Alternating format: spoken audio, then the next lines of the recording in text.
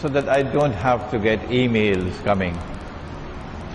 The question is, Sheikh, why do you no longer visit Britain? And why do you no longer visit the United States and Canada and Europe and Australia and these countries and India and now even Pakistan? There are large numbers of Muslims in these countries who would dearly love for you to come. Even France, where they speak French. And they are constantly inviting me, and I am constantly declining, and they want to know why. And my answer is that I do so for the same reason that Nabi Muhammad alayhi salatu wasalam made hijrah from Makkah. Why did he leave Makkah? Answer: because of a problem of security. And I choose not to go to these countries because of a problem of security. That's my first answer. And I should have the freedom to decide what is security for me. But there's also a second reason, and it is this: that in these countries you have governments which have sent their armed forces into Iraq, into Afghanistan and other countries. And these armed forces are waging unjust war on my people, barbarian war on my people, war with no law of ethics, war which does not discriminate between combatants and non-combatants, war in which you kill women and kill children and destroy homes and kill innocent people, and you don't care at all about it. You call that collateral damage. Islam has a higher standard of morality than that. Islam has something far superior to offer to mankind, an ethics of warfare which is far superior to your barbarian ethics of warfare. And so, out of respect for the blood of my people, out of respect for those who are fighting you so courageously, sometimes only with stones in their hands, out of respect for them and in solidarity with them, I choose not to put my foot in your territory. I do not do so with arrogance. I do so with profound sadness, because the civilization which today controls the world is now being hijacked and being taken on a road which will destroy all of mankind. The next question is, why don't you visit Singapore? And while many of you already know it, there are some who do not.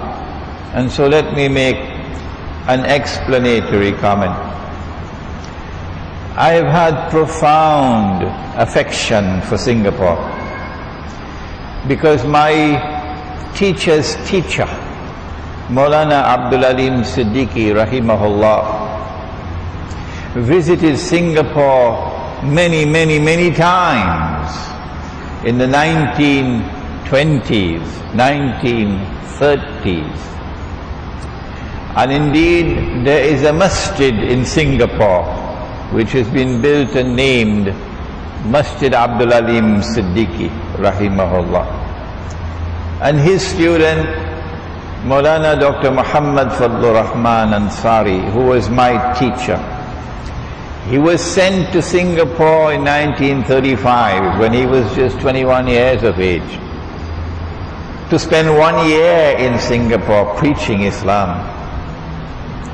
And because I am the third in the line, I always had this desire in my heart to visit Singapore and to continue the work that they had begun. I visited Singapore for the first time in 1988, and I was very warmly welcomed by the Muslim community. And I continued visiting Singapore until 9/11.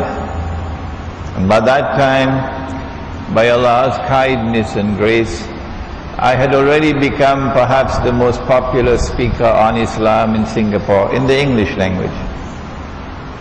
But when 9/11 took place, the Muslim community of Singapore responded by flooding to my lectures in such large numbers that no hall could accommodate them. And people would have to go back home because there was no space in a huge hall. The government of Singapore responded through the organization that they controlled by then denying me a permit to speak. That is Singaporean democracy. So I'm not allowed to speak. I can enter the country, but I cannot speak. Shame on you, Singapore. Shame on you. I don't speak with bitterness. I speak with sadness that you should deny a scholar of Islam the freedom to speak. So then we chose to use a small room that could accommodate about 40, 50 people. And I would give a talk for about 45 minutes, and they would leave, and then another group would come. But there were 300-400 people outside waiting to come. So then I got a message, you're breaking the law. Well then, we started giving talks in people's apartment, in the sitting room with about a dozen people present. And then finally they decided that they cannot allow me to enter the country. So the only country in the world, the only one in the whole world, which denies me entry into the country is Singapore. And I have a message for Singapore. You have pursued a terribly foolish policy, terribly foolish, in becoming Israel's greatest ally in this region. It was terribly foolish of you to become little Israel, because you were not looking far enough ahead.